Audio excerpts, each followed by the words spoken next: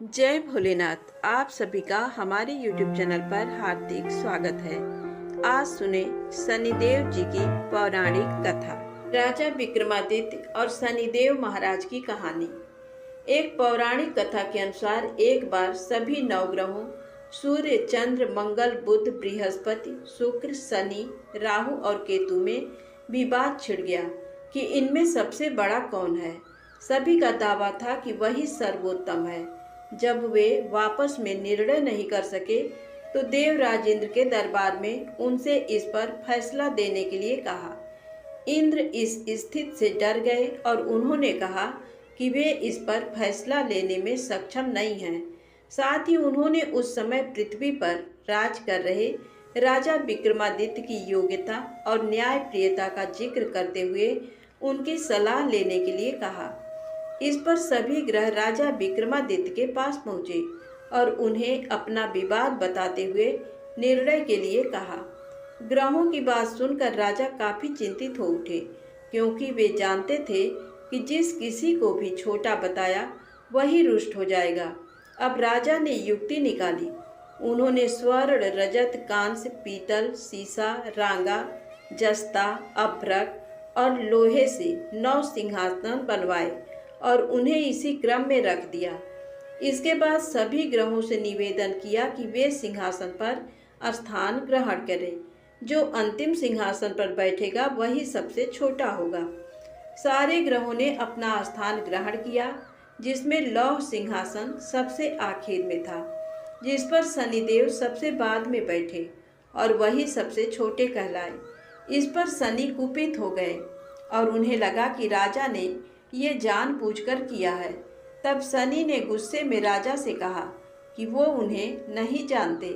जैसे सूर्य एक राशि में 1 महीना, चंद्रमा 2.25 महीना 2 दिन, मंगल 1.5 महीना, बृहस्पति 13 महीने, बुध और शुक्र 1-1 महीने विचरण करते हैं, वैसे ही शनि 2.5 से 7.5 साल तक एक राशि में रहते हैं, जिसके चलते बड़े बड़ों का विनाश हो जाता है। शनि ने कहा कि ये शनि की 7.5 ही थी जिसने श्री राम को 14 वर्ष का वनवास कराया। और जब रावण जैसे महावीर पर आई तो मामूली वानर सेना ने लंका पर विजय प्राप्त कर उसका अंत करवा दिया। इसके बाद राजा को सावधान रहने को कहकर शनिदेव गुस्से में वहां से चले गए। कुछ समय बाद राजा पर शनि 7.5 आई और शनिदेव घोड़ों के सौदागर बनकर उनके राज्य में कई बढ़िया घोड़े लेकर आए। राजा ने यह समाचार सुनकर अपने अश्वपाल को अच्छे घोड़े खरीदने की आज्ञा दी। उसने कई अच्छे घोड़े खरीदे। इन्हीं में से एक श्रेष्ठ घोड़े पर राजा सवारी करने निकले, परंतु जैसे वो उस पर सवार हुए, घोड़ा सरपट वन की ओर भागा और भीषण वन में राजा को गिराकर वहां से भाग गया। भूखा प्यासा राजा उस जंगल में भटकने लगा। तब एक ग्वाले ने दया करके उसे पानी पिलाया।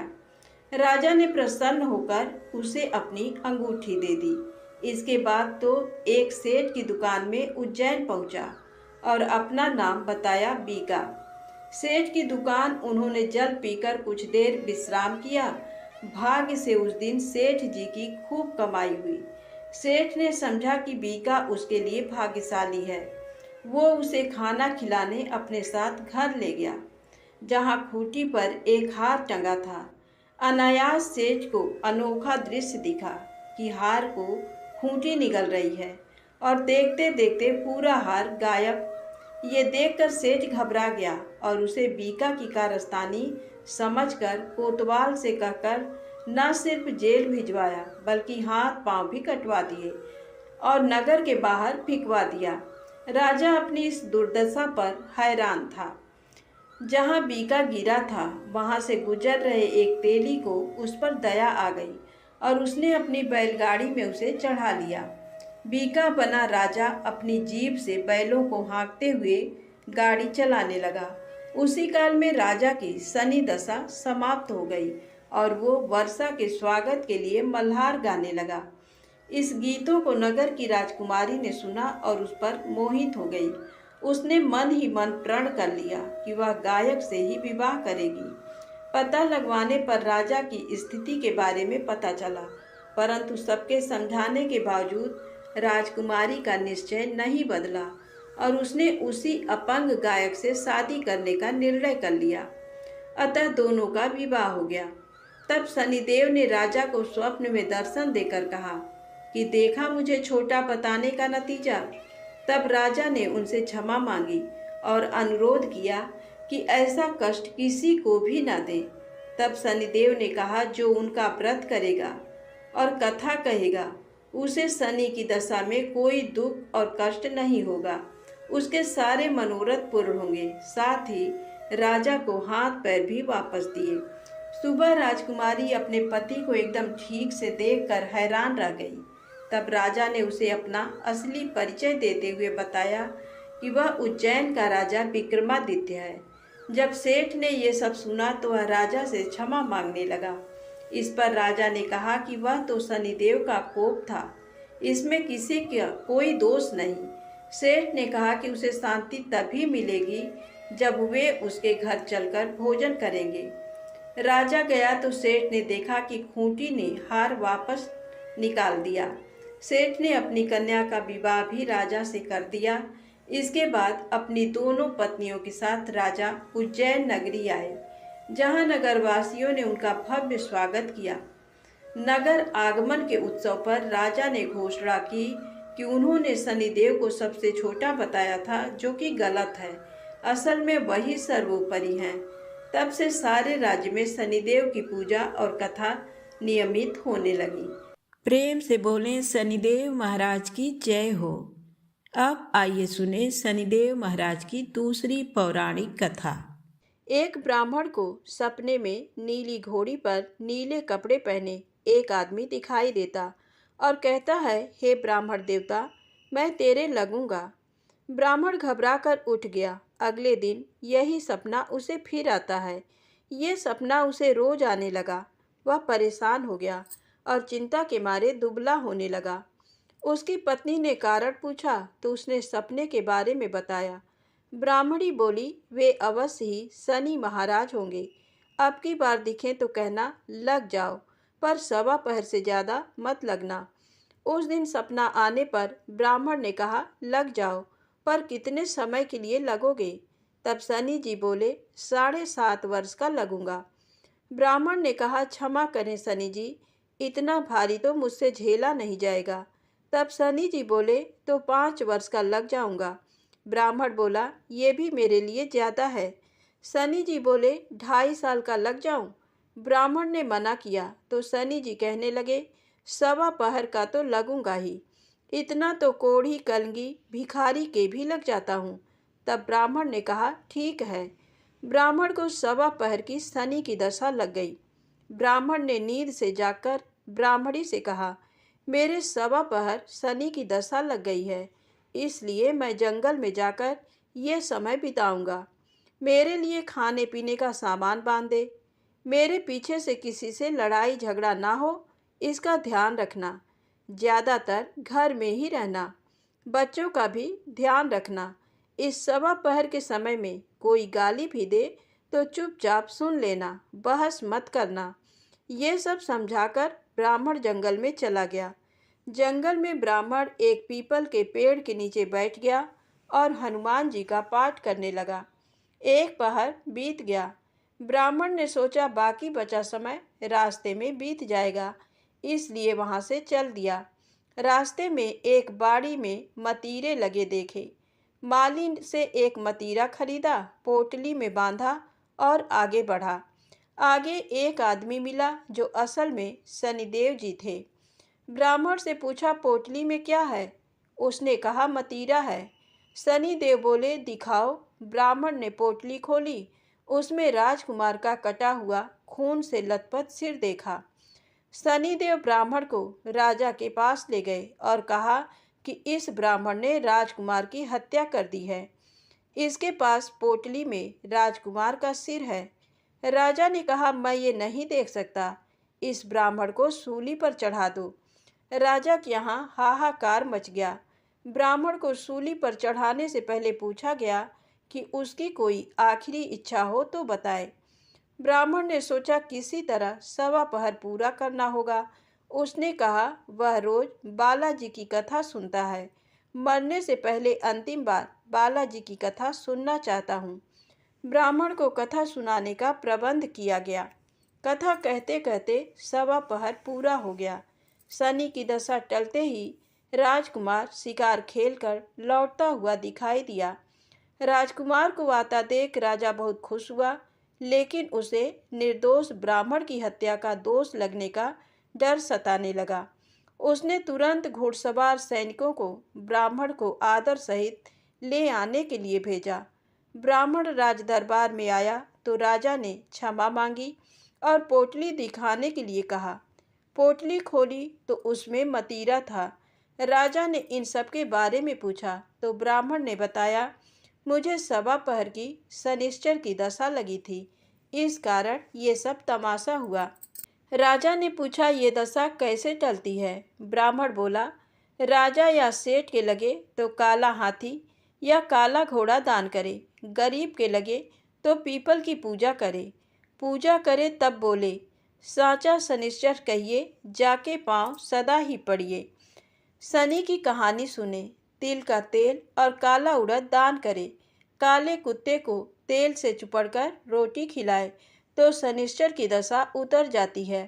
राजा ने उसे मतीरा वापस दे दिया। घर आकर ब्राह्मण ने मतीरा काटा तो उसमें बीज की जगह हीरे मोती निकले। ब्राह्मणी ने पूछा, ये कहाँ से लाए?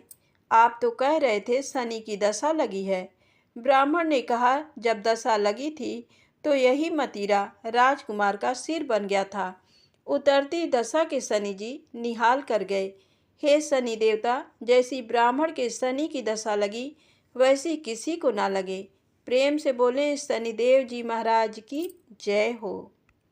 एक बार शनिदेव को अपनी शक्ति पर अपार घमंड हो गया। शनिदेव को लगने लगा कि उनसे शक्तिशाली कोई भी नहीं है। उनकी दृष्टि मात्र से ही व्यक्ति के जीवन में उथल पुथल शुरू हो जाती है।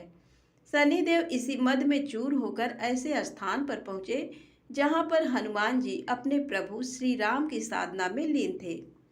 भगवान श्री राम की भक्ति में डूबे हनुमान जी को देख शनिदेव ने उन पर अपनी वक्र दृष्टि डाली, लेकिन कोई प्रभाव नहीं हुआ।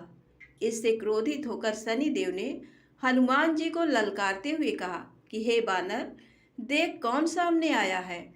हनुमान जी ने शनिदेव पर कोई ध्यान नहीं दिया और अपनी भक्ति में लीन रहे। शनिदेव ने सभी प्रयास कर लिए, लेकिन हनुमान जी पर कोई प्रभाव नहीं पड़ा। तो शनिदेव को क्रोध सातवें आसमान पर पहुंच गया। तनाव और गुस्से में आकर शनिदेव ने एक बार फिर प्रयास किया और कहा, हे बानर, आंखें खोल, मैं शनिदेव तुम्हारी सुख शांति को नष्ट करने आया हूँ। इस संसार में ऐसा कोई नहीं जो मेरा सामना कर सके। शनिदेव को ये विश्वास था कि ऐसा करने से हनुमान जी भयभीत हो जाएंगे और क्षमा मांगेंगे, लेकिन ऐसा कुछ भी नहीं हुआ। बहुत प्रयास करने पर हनुमान जी ने बहुत ही सहज भाव से पूछा कि महाराज, आप कौन हैं? इस बात को सुनकर शनिदेव को और क्रोध आ गया। शनिदेव हनुमान जी से बोले, अभी इसी समय मैं तुम्हारी राशि में प्रवेश करने जा रहा हूँ, तब समझ में आएगा कि मैं कौन हूँ। इस बार भी हनुमान जी ने शनिदेव से कहा कि आप कहीं और जाएं और उन्हें अपने प्रभु का स्मरण करने दें, विघ्न ना डालें। शनिदेव को हनुमान जी की ये बात कतई पसंद नहीं आई और ध्यान लगाने जा रहे हनुमान जी की भुजा पकड़ ली और अपनी तरफ खींचने लगे। हनुमान जी को लगा जैसे उनकी भुजा को किसी ने दहकते अंगारों पर रख दिया हो। उन्होंने तुरंत एक झटके से अपनी भुजा शनिदेव की पकड़ से छुड़ाया। इसके बाद शनि ने विकराल रूप धारण कर उनकी दूसरी बाह को पकड़ने की कोशिश की तो हनुमान जी को हल्का सा क्रोध आ गया और उन्होंने अपनी पूंछ में शनिदेव को लपेट लिया। शनिदेव का अहंकार और क्रोध तब भी कम नहीं हुआ। शनिदेव ने हनुमान जी से बोले, तुम तो क्या, तुम्हारे प्रिय श्री राम भी मेरा कुछ नहीं बिगाड़ सकते। इस पर हनुमान जी को अत्यंत क्रोध आ गया और पूंछ में लपेट कर शनिदेव को पहाड़ों पर, वृक्षों पर खूब उठा उठा कर पटका और रगड़ा। इससे शनिदेव का हालत खराब हो गया। शनिदेव ने मदद मांगी और रक्षा करने के लिए कहा, लेकिन कहीं भी देवता मदद के लिए आगे नहीं आया। अंत में शनिदेव को अपनी गलती का एहसास हुआ और बोले, दया करें वानर राज, मुझे अपनी उद्दंडता का फल मिल गया, मुझे क्षमा करें, भविष्य में आपकी छाया से भी दूर रहूंगा। तब हनुमान जी बोले, मेरी छाया ही नहीं, मेरे भक्तों की छाया से भी दूर रहने का वचन देना होगा। तब शनिदेव ने हनुमान जी को ऐसा ही वचन दिया। इसीलिए शनिदेव हनुमान भक्तों को परेशान नहीं करते हैं। दूसरी कथा के अनुसार अहंकारी लंकापति रावण ने शनिदेव जी को कैद कर लिया और उन्हें लंका में एक जेल में डाल दिया। जब तक हनुमान जी लंका नहीं पहुंचे तब तक शनिदेव उसी जेल में कैद रहे। जब हनुमान जी सीता मैया की खोज में लंका में आए तब माँ जानकी को खोजते खोजते उन्हें भगवान शनिदेव जेल में कैद मिले। हनुमान जी ने तब शनि भगवान को आज़ाद करवाया। आज़ादी के बाद उन्होंने हनुमान जी को धन्यवाद दिया और उनके भक्तों पर विशेष कृपा बनाए रखने का वचन दिया। प्रेम से बोले, हनुमान जी महाराज की जय हो, शनिदेव जी की जय हो। अब आइए सुने शनिदेव महाराज की कहानी। किसी एक नगर में एक ब्राह्मण रहते थे। उनके 3 बहुएं थीं। एक बार वह अपनी छोटी बहू को घर छोड़कर खेतों में काम करने सबको लेकर चला गया। वह छोटी को जाने के पहले भोजन बनाने और पूजा की तैयारी का उपदेश देकर चला गया। वह बड़ी दानी स्वभाव की थी। सबके चले जाने पर कोढ़ी का रूप रखकर शनि भगवान आए। उन्होंने तेल उबटन लगाने के लिए कहा, फिर नहाने के लिए गर्म पानी मांगा और फिर पेट भर खाना मांगा। उस दानी स्वभाव की बहू ने उनके कहे मुताबिक सब कुछ कर दिया। उन्होंने खूब डटकर भोजन किया और पत्तल को मोड़कर छप्पर में खोस गए। शाम को परिवार के सभी लोग आए। सभी चीज़ें तैयार थीं, केवल खाना कम था। पूछने पर पता लगा कि बहू ने एक भिखारी को खिलाया था। ब्राह्मण ने उससे असंतुष्ट होकर दूसरे शनिवार को बड़ी बहू को घर में रखा और सब लोग खेतों में काम करने चले गए। उसी भांति शनि भगवान आए और वही सब मांगा, पर बड़ी बहू ने कह दिया, हमारे यहाँ कुछ नहीं है। शनि देवता ने कह दिया तो ऐसा ही हो, और चले गए। वापस आने पर ब्राह्मण ने देखा कि कुछ भी तैयार नहीं था और भोजन गायब हो गया था। अगले शनिवार को मझली बहू को घर पर रखा और उसने भी बड़ी की तरह ही किया। शनि देवता ने उसे भी वैसा ही शाप दिया और चले गए। चौथे शनिवार को फिर छोटी बहू को रखा गया। उसने पहले की ही भांति शनि देवता के आने पर किया। शनि देवता अपनी जूठी पत्तल छप्पर में फिर खोसकर चले गए। घर वापस आने पर सबने देखा कि घर अच्छी अच्छी चीज़ों से जगर मगर हो रहा है। रसोई में नाना प्रकार के व्यंजन, मिठाई, पकवान बने हुए रखे हैं। सबको बड़ा आश्चर्य हुआ कि निर्धनता में भी ये सब कैसे बन गया। बहू ने बतलाया, कोढ़ी आया था, उसकी कुछ सेवा कर दी थी और भोजन करा दिया था। ब्राह्मण समझ गया कि शनि देवता आए थे, उन्हीं की कृपा से ये सब हुआ। उसने अपना घर देखना शुरू किया तो छप्पर में खोसे हुए पत्ते मिले जिनमें हीरा जवाहरात भरे थे। बहू ने बतलाया, ये तो भिखारी की जूठन है। शनि भगवान की कृपा से उनके घर में धन संपत्ति भर गई। हे शनि देवता, जैसे छोटी बहू पर कृपा की वैसे सब पर करना। कहानी कहने वालों पर भी, कहानी सुनने वालों पर भी। प्रेम से बोलें, शनिदेव महाराज की जय हो। आइए सुने शनिदेव महाराज की दूसरी कहानी। किसी देश में एक राजा राज्य करता था। उसने अपने नगर में एक बाजार लगवाया। दूर दूर से सौदागर बुलवाए और डुग्गी पिटवा दी कि बाजार उजड़ने पर जिसका जो भी माल नहीं बिकेगा उसे राजा खरीद लेगा। सौदागर बहुत खुश थे। जिस दिन किसी सौदागर का कोई माल नहीं बिकता, राजा के आदमी जाते और उचित मूल्य देकर खरीद लेते थे। एक दिन एक मतिभ्रम लोहार एक लोहे की शनि देव की मूर्ति बनाकर बाजार में बेचने के लिए ले आया। भला शनि मूर्ति कौन खरीदता? हमेशा की भांति पैठ के उठने पर राजा के आदमी उसके पास पहुँचे और मूर्ति खरीदकर राजा के पास ले गए। राजा बड़ा धर्मात्मा और प्रजा पालक था। राजा ने बड़े आदर से शनि देव की मूर्ति को महल में रख लिया। रात में जब राजा सोया हुआ था, तब उसने देखा कि एक तेजोमय नारी उसके शरीर से निकली और द्वार की ओर बढ़ी। राजा ने पूछा, कौन हो? नारी मूर्ति बोली, राजन, मैं लक्ष्मी हूँ, तुम्हारे घर से विदा होती हूँ। अब तो तुम्हारे घर में शनि का वास है, हम दोनों एक साथ एक जगह पर नहीं रह सकते। लक्ष्मी जी चली गईं, पर राजा ने नहीं रोका। शनि देव को आश्रय देकर वह उनका निरादर नहीं कर सकता था, और फिर जाने वालों को कौन रोक सकता है। थोड़ी देर में एक देव पुरुष निकला और द्वार की ओर बढ़ा। राजा ने पूछा, आप कौन हो? देव पुरुष बोला, मैं वैभव हूँ। राजा ने उसको भी जाने से नहीं रोका। इसी प्रकार धर्म, धैर्य, क्षमा आदि अन्य गुण भी एक एक करके राजा के पास से चले गए, पर राजा किसी को नहीं रोका। अंत में जब सत्य जाने लगा तो राजा ने पूछा, तुम कौन हो देव पुरुष?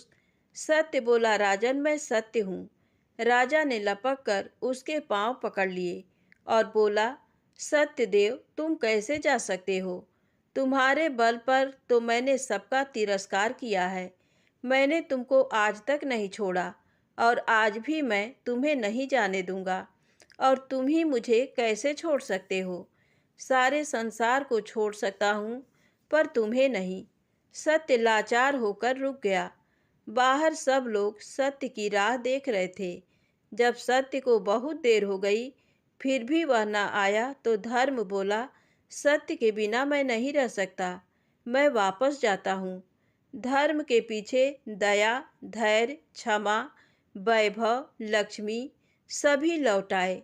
लक्ष्मी बोली, राजन, तुम्हारे सत्य प्रेम ने तुम्हारी रक्षा की, हमको वापस आना पड़ा। तुम्हारा जैसा सत्यवादी दुखी नहीं रह सकता। इस प्रकार राजा के सत्य प्रेम के कारण लक्ष्मी जी और शनि देव एक ही स्थान पर रहने लगे। तो प्रेम से बोले, शनिदेव महाराज की जय हो। प्रेम से बोले, सत्यदेव महाराज की जय हो। आइए सुने प्रभु श्री राम के द्वारा लक्ष्मण के त्याग की कहानी। कमल नयन भगवान श्री रामचंद्र जी लोकापवाद के कारण सीता जी का परित्याग करके अयोध्या का राज्य करने लगे। उन्होंने दूसरी किसी स्त्री को पत्नी रूप में किसी तरह भी स्वीकार नहीं किया। यज्ञ कार्य की सिद्धि के लिए भी पत्नी के स्थान पर सीता देवी की स्वर्णमयी प्रतिमा को ही बिठाया। श्री राम ने 11,000 वर्षों तक ब्रह्मचर्य का पालन करते हुए निष्कंटक राज्य किया। तदनंतर श्री रामचंद्र जी के भवन में एक देवदूत आया और बोला, भगवान, मुझे इंद्र ने भेजा है, अतः आप मुझसे एकांत में मिलिए।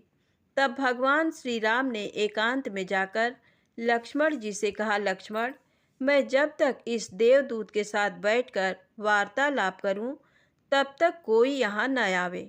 यदि कोई आवेगा तो उसे मृत्यु दंड दिया जाएगा।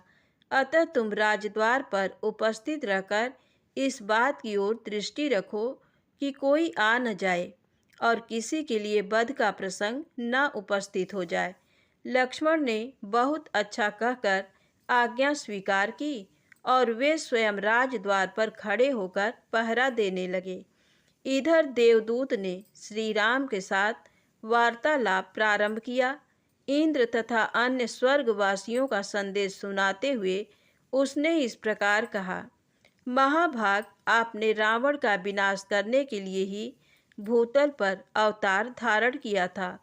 वह दुष्ट मारा गया, त्रिभुवन का कंटक दूर हुआ। आपने इस समय देवताओं का सब कार्य पूर्ण कर दिया। अब यदि आपकी रुचि हो तो मृत्युलोक त्याग कर दिव्य लोक में पधारिए। इसी समय मुनिश्रेष्ठ दुर्वासा वहां आए और लक्ष्मण जी से पूछने लगे, श्री रघुनाथ जी कहाँ हैं? लक्ष्मण बोले, विप्रवर, मुझ पर दया करके थोड़ी देर यहीं ठहर जाइए। महाराज किसी देव कार्य से एकांत में बातचीत में लगे हुए हैं। दुर्वासा बोले, यदि अभी मुझे राजा श्री रामचंद्र जी दर्शन नहीं देंगे तो मैं समस्त रघुकुल को शाप देकर भस्म कर डालूंगा। ये सुनकर लक्ष्मण जी ने मन ही मन दुखी होकर कुछ विचार किया और स्वयं श्री रामचंद्र जी के समीप जाकर हाथ जोड़ साष्टांग प्रणाम करके कहा, देव, मुनिश्रेष्ठ दुर्वासा दर्शन के लिए राजद्वार पर खड़े हैं, उनके लिए क्या आज्ञा है? लक्ष्मण जी का वचन सुनकर श्री रामचंद्र जी ने देवदूत से कहा, तुम देवराज के पास जाकर ये कह देना कि मैं 1 वर्ष के अंदर ही आपके समीप आ जाऊंगा। दूत से ऐसा कहकर भगवान ने लक्ष्मण से कहा, वत्स, दुर्वासा मुनि को शीघ्र भीतर ले आओ। तत्पश्चात मुनि के आते ही श्री राम ने मुनि को अर्घ्य दे प्रणाम किया और हर्ष युक्त वाणी में कहा, मुनि श्रेष्ठ, आपका स्वागत है। मैं धन्य और अनुगृहीत हूँ जो कि आप मेरे घर पधारे हैं।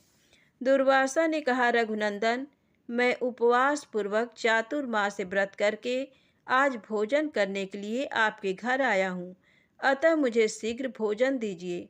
तब श्री रामचंद्र जी ने मिष्ठान आदि से मुनि की यथेष्ट भोजन कराकर तृप्त किया। इस प्रकार भोजन करके आशीर्वाद दे दुर्वासा मुनि चले गए। तब लक्ष्मण ने भगवान श्री राम से कहा, प्रभो, अब मुझे मृत्यु दंड मिलना चाहिए। ये सुनकर श्री रामचंद्र जी अपनी प्रतिज्ञा का स्मरण करके दुखी हो गए। तब लक्ष्मण ने कहा, प्रभो, अपने वचन को बिना किसी हिचक के सत्य कर दिखाना यही राजाओं का परम धर्म है। लक्ष्मण की बात सुनकर श्री राम के नेत्रों में आंसू भर आए। उन्होंने धर्मशास्त्र के जानने वाले मंत्रियों से बहुत देर तक सलाह ली और अंत में लक्ष्मण जी से कहा, सुमित्रा नंदन, आज मैंने तुम्हें त्याग दिया, तुम शीघ्र दूसरे देश को चले जाओ। साधु पुरुषों का त्याग अथवा वध दोनों बराबर है। तत्पश्चात लक्ष्मण जी अपने घर में माता, पत्नी, पुत्र या सुहृद किसी के साथ सम्मति न करके सरयू के तट पर चले गए। वहां सरयू जल में स्नान करके तट पर एकांत स्थान में बैठ गए और पद्मासन लगाकर उन्होंने अपने आत्मा को परमात्मा में लीन करके ब्रह्मरंध्र से अपने तेजोमय प्राण का परित्याग कर दिया। श्री रामचंद्र जी ने जब ये समाचार सुना तब वे अत्यंत दुखी होकर विलाप करने लगे। वे मंत्रियों और सुहित जनों को साथ लेकर स्वयं उस स्थान पर गए और करुण स्वर में हा वत्स कहकर फूट फूट कर रोने लगे। उस समय लक्ष्मण जी का कलेवर अदृश्य हो गया और फूलों की वर्षा के साथ आकाशवाणी हुई, महाभाग राम, आप शोक न करें। ब्रह्म ज्ञान से संयुक्त लक्ष्मण जी सर्व संन्यास करके परम धाम को पधार गए हैं। आकाशवाणी की ये बात सुनकर मंत्रियों ने कहा, महाराज, ये लक्ष्मण परम सिद्धि को प्राप्त हुए हैं, अतः अब अपने घर को लौटिए। राज्यकार्य की चिंता कीजिए और श्रेष्ठ ब्राह्मणों से पूछकर अपने स्नेह के अनुरूप उनका पारलौकिक कृत्य, श्राद्ध, पिंडदान आदि कीजिए। श्री रामचंद्र जी बोले, मैं लक्ष्मण के बिना अब घर को नहीं लौटूंगा। यदि आप लोगों की रुचि हो तो मेरे प्रिय पुत्र कुश को राज सिंहासन पर बिठाइए। ऐसा कहकर श्री रघुनाथ जी ने परम धाम पधारने का विचार किया। तो प्रेम से बोले, प्रभु श्री राम की जय हो। दोस्तों, यदि कहानी अच्छी लगी हो तो प्लीज़ लाइक अवश्य करें, चैनल को सब्सक्राइब करें, शेयर करें। जय माता दी, जय भोलेनाथ।